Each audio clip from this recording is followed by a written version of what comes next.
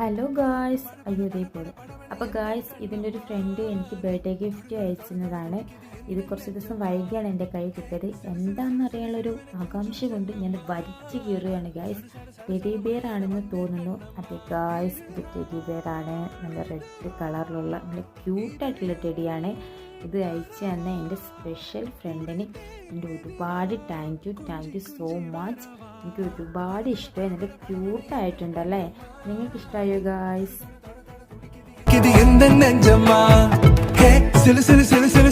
கொஞ்சம் செல்லம்மா சட சட சட சட மழையன வந்தேன் கண்ணம்மா